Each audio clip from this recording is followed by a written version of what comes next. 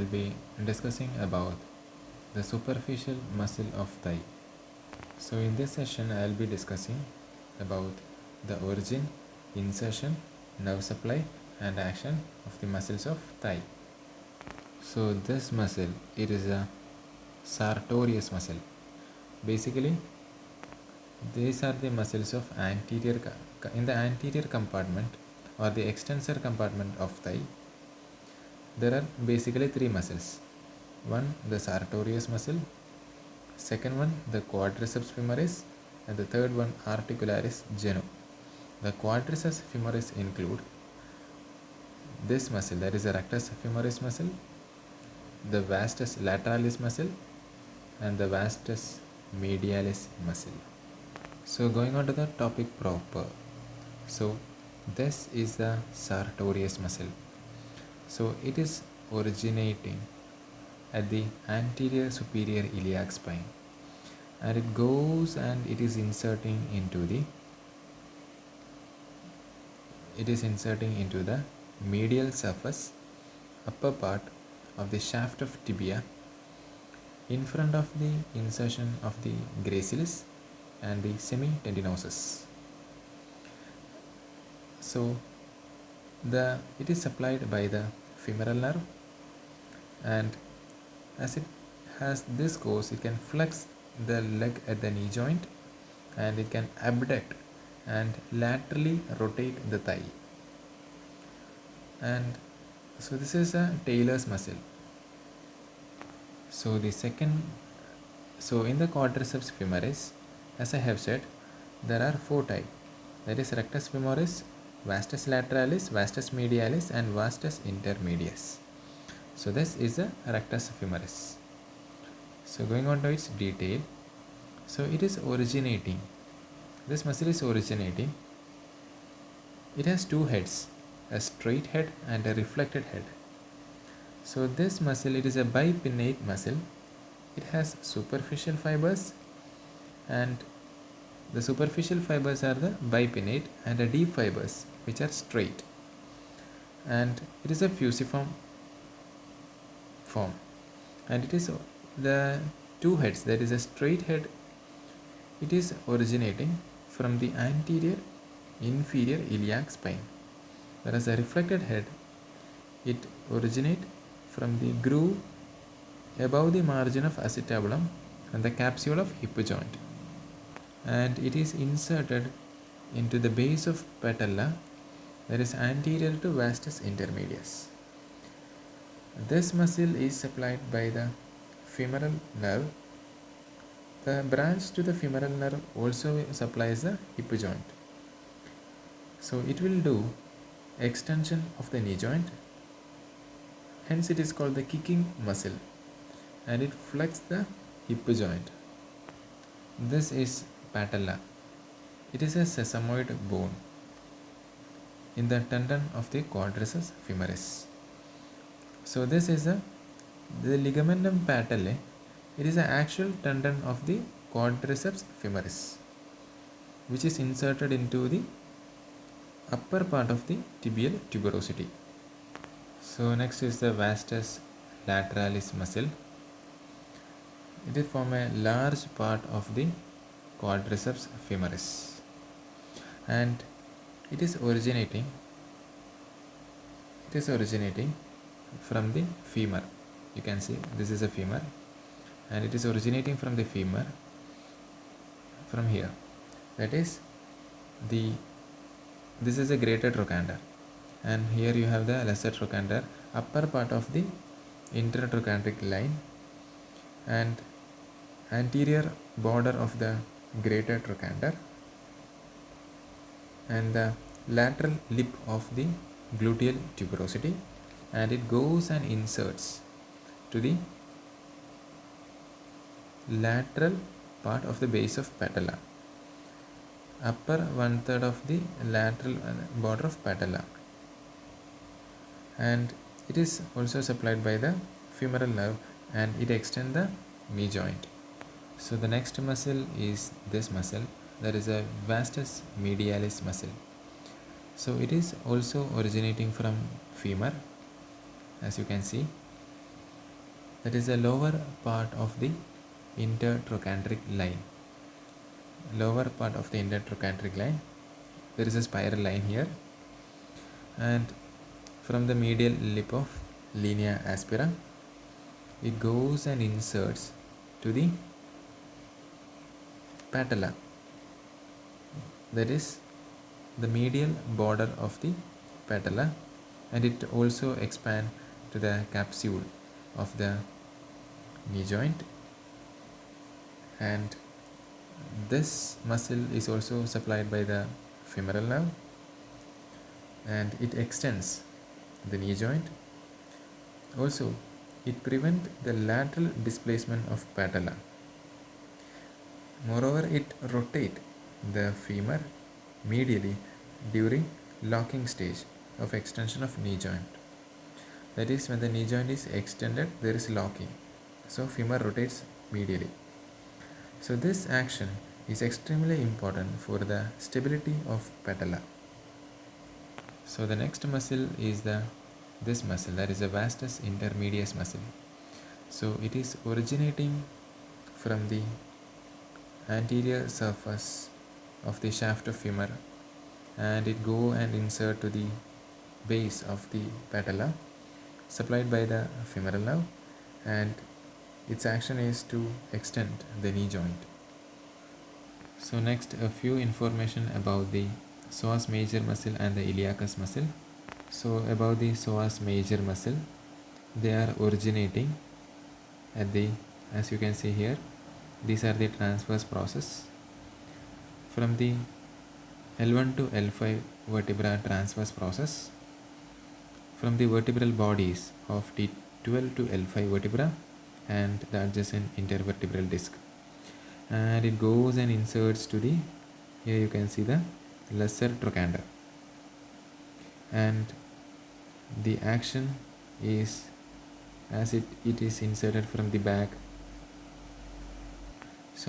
as it is moving in anteriorly like this, it can flex the thigh at hip joint, and it can flex the trunk, and it is innervated by L1, L2, L3 lumbar anterior rami.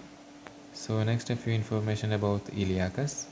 It is originating from the iliac crest, then superior two-third of the iliac fossa, and even ala of sacrum, and it goes and insert to the lesser trochanter of femur, lesser, by joining with the tendon of psoas major, and its action is the flexion of thigh at the hip joint, and it also flexes the trunk. It is innervated by the femoral nerve.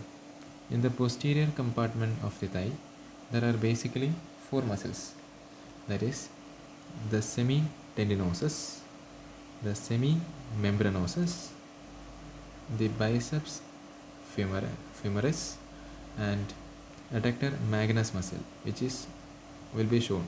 So first, about the biceps femoris muscle. So the biceps femoris has a long head and a short head. This is the long head, and it is originating from the ischial tuberosity, that will be here, and it go and inserts to the head of the fibula. Here you can see it is coming and attaching to the head of the fibula, and it is innervated by the tibial part of sciatic nerve, and it can, at the knee joint, it flexes and laterally rotate the knee joint. It can also extend the thigh at hip joint. So next is the semi-tendinosus muscle, that is this muscle. It is so named because it is muscular in upper part and has a long tendon of insertion. It also originates from the ischial tuberosity, and it comes like this, and it is inserted at the tibia, that is the medial aspect. You can see the medial aspect, at the proximal part of tibia. So it is supplied by it is a muscle of extensor. It is a muscle of flexor compartment. So it flexes the knee joint, and you can see it will medially rotate the leg at knee joint, and it can also extend the thigh at hip joint. So the next muscle is a semi-membranosis, and it is named because it has a flat tendon of origin. That is why it is called semi-membrane.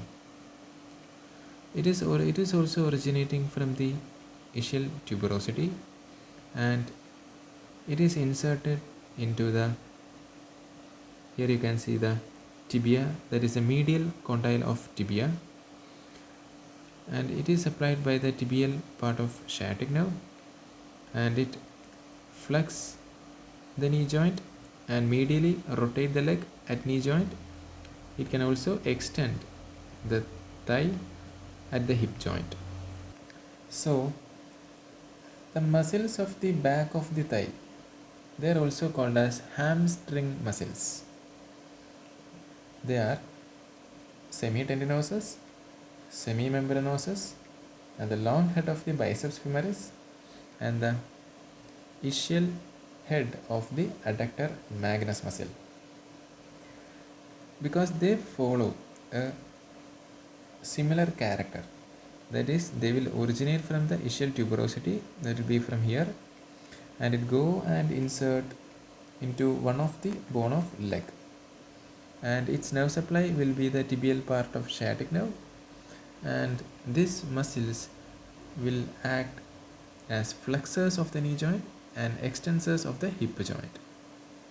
So this is a short head of the biceps femoris muscle, originate from the linea aspera and the lateral supracondylar line, and it goes and inserts to the joints with the tendon of the long head of biceps femoris and inserts into the head of the fibula.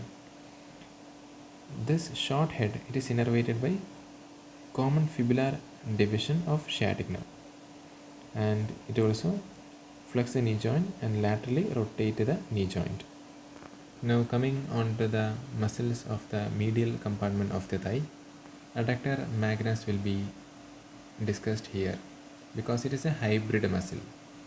So there are 5 muscles in the medial compartment. That is a adductor magnus muscle,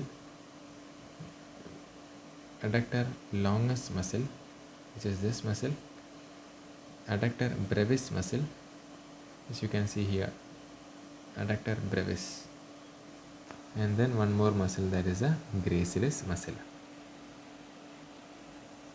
So this is the adductor magnus muscle, and you can see it is originating from the inferior pubic ramus and the ramus of the ischium and the ischial tuberosity, and it is going and inserting into the gluteal tuberosity, linea aspera and medial supracondylar line, and to the adductor tubercle here, and it is having double nerve supply.